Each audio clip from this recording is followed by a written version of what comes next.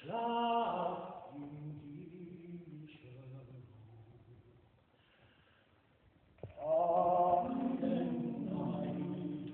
holy night, all is calm, all is bright, round on Virgin Mother and Child, holy infant so tender and mild, sleep in heavenly peace, sleep in heavenly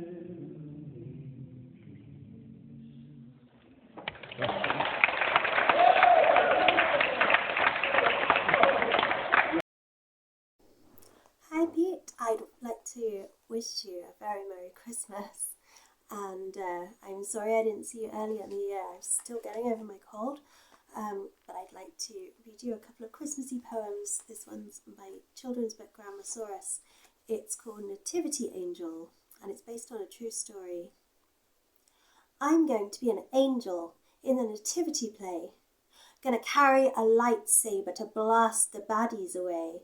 That silly old King Herod, he doesn't stand a chance when angry halo flashing with my armies I advance. I know just what you're asking. Angels, that's good stuff, right? Or fluffy wings and tinsel and dresses flowing white. Well, you're wrong, because I've read it. Gabriel was a boy with flaming wings and flashing sword, to conquer and destroy. Mrs. Jones says I can have bare feet. Imagine that.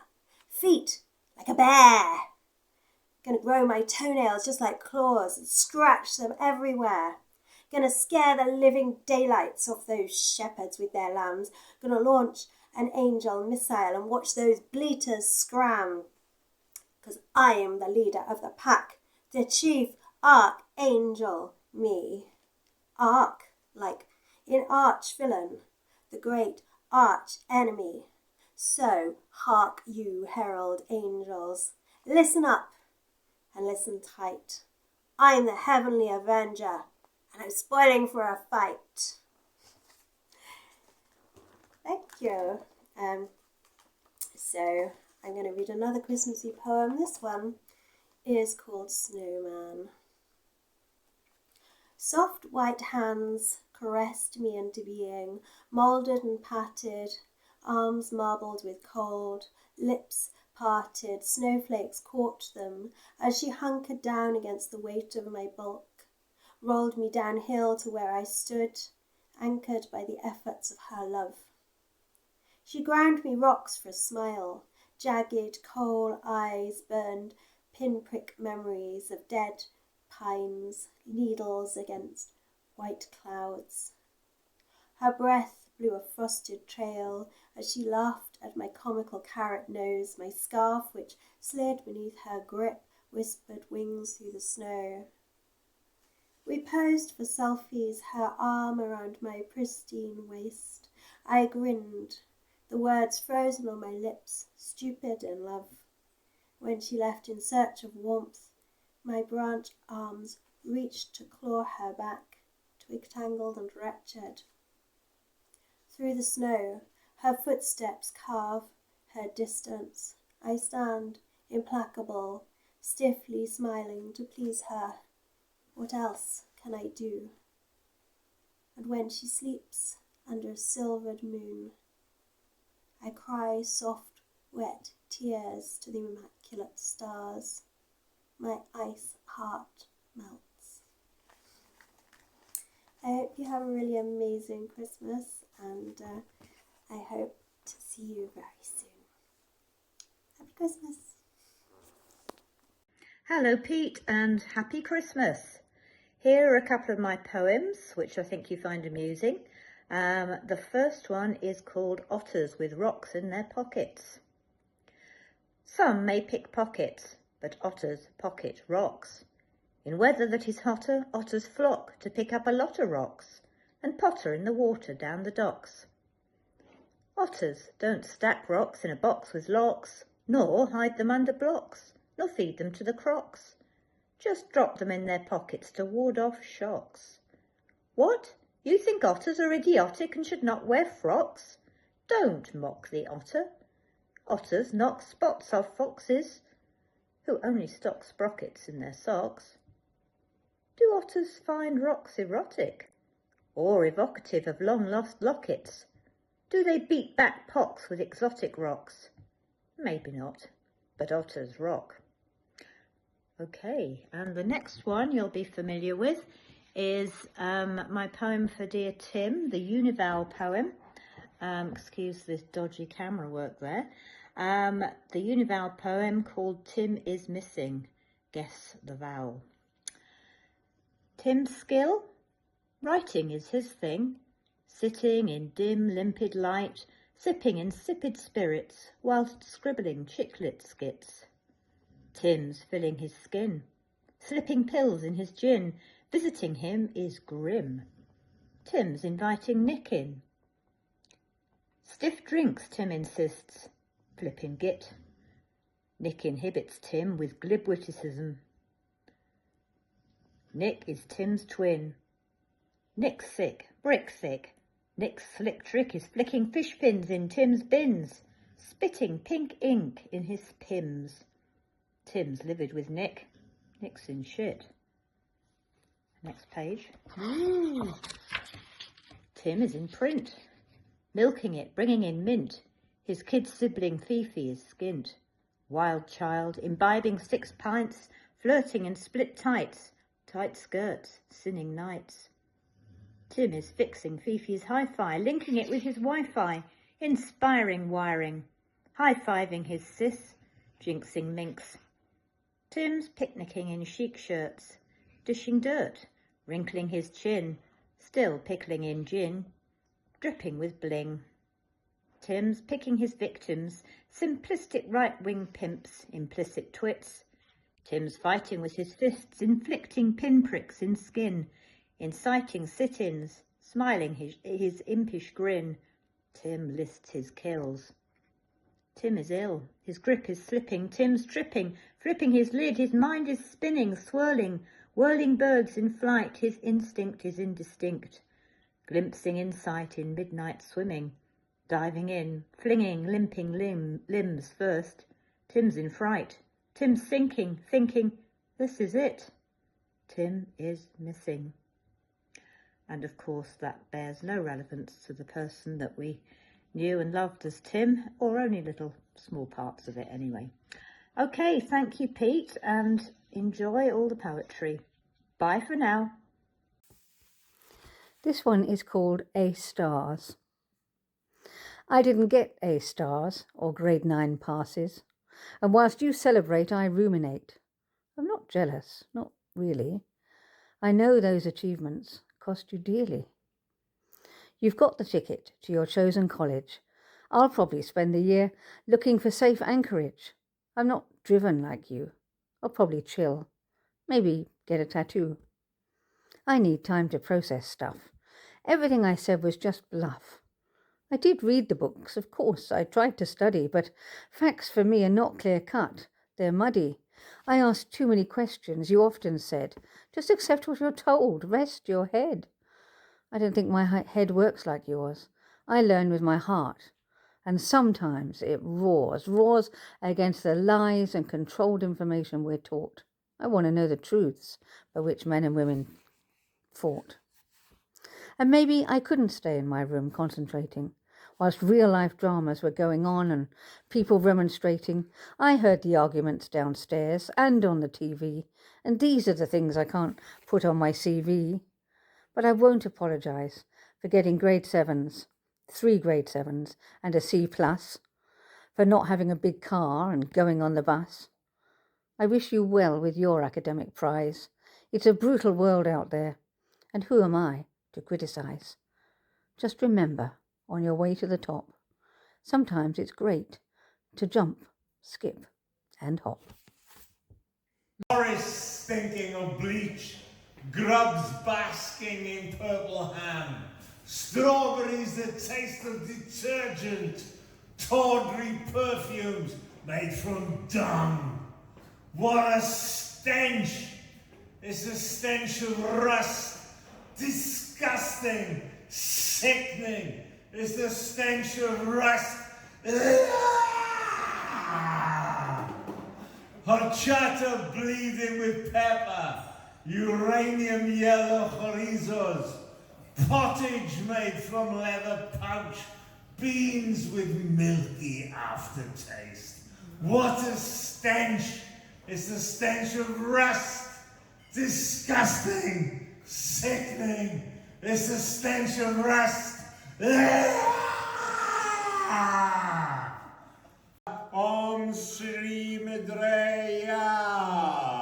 Holy, holy, holy, holy, holy, holy, holy, holy, holy, holy, holy, holy, holy, holy, holy, holy. I saw the best minds of my generation destroyed by madness, starving, hysterical, naked. I saw the best minds of my generation destroyed by madness. I shall drown myself in this. Let my heart sink in the yellow amber.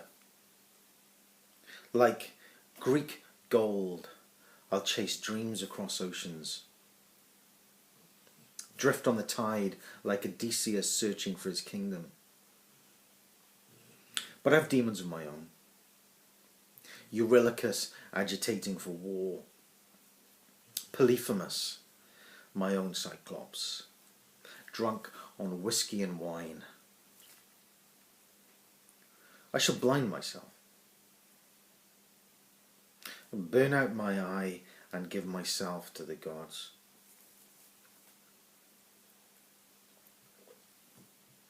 When I was a little boy, my father would take me down to Mumbles and we'd look for little sea creatures under the rocks. Many of you may have done the same. So this is an homage to Gower, our paramour. Veering, virescent escarpments tumble towards vast vistas. Serenade, serendipity, then surrender to serenity when a seascape unfolds and enfolds us in infinite sublimity. A heron grey promenade fringes pebble-dashed shores which bewitch. Semicircular fields the seemingly embroidered bay nearby. Symmetrical sandy strands seamlessly sewn into its thimble-thin periphery endlessly entreat a cotton spool moon to pin back ebullient tides. Ben Bonnie Briney's translucence defines transcendence. Whipping, whopping, whomping waves weave poetical spells. Arch and arching, rhythmic rhymester rollers froth forth forthwith, buffeting bluffs. How impertinently every breaker crests, impenitently slapping, slipping, slopping over sloping coasts detritus. Shimmering, shimmying, never stilling, ever swilling swells, cerulean hues below. Hurrying herring, slink, slick, silk sleek. Such mercurial fish quiver like quicksilver, a Piscean simile submerged amongst shifting shadows. Sniping, snipping, snapping, a grabby, crabby crustacean nimbly nips across slippy, slimy seaweed. A crotchety critter quixotically pinches squidgy winkles, pinion squirmy shrimps, squelches, squishy, glue gooey, enemies aplenty. Shales shaded shelly, surreally shilly-shallies, summer salting amid midsummer's salting shallows.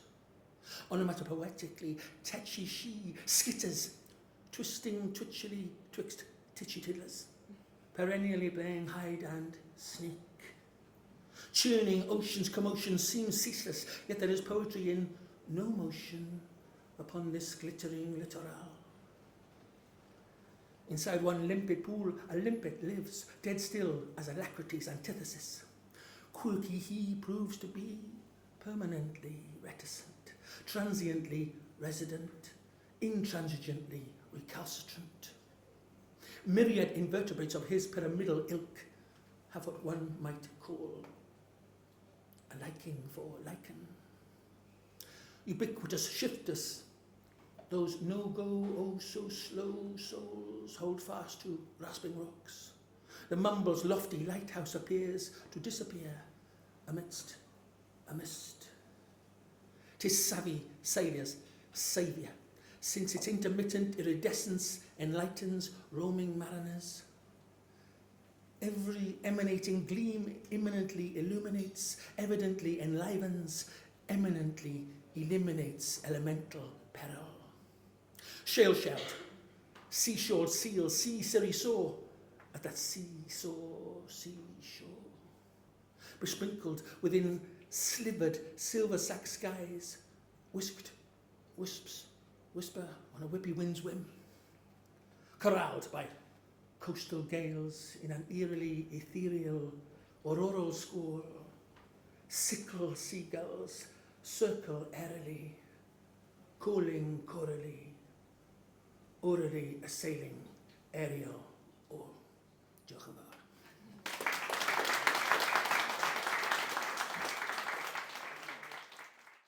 Hi Dad! Merry Christmas! I hope you've enjoyed Peter's Pal's poetry. I will now read you your favourite of my poems, which I believe is Dirty. This place doesn't even feel real. People upon people stacked, accumulating the cost of some rich guy's breakfast meal. Laughing, shouting, dirty, clean. Everyone's face is pretending to be mean. This place doesn't feel real.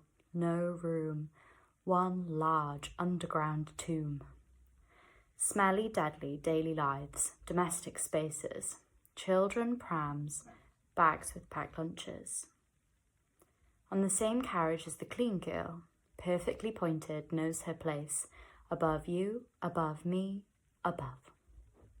In school I knew that caring wasn't cool, but I did anyway.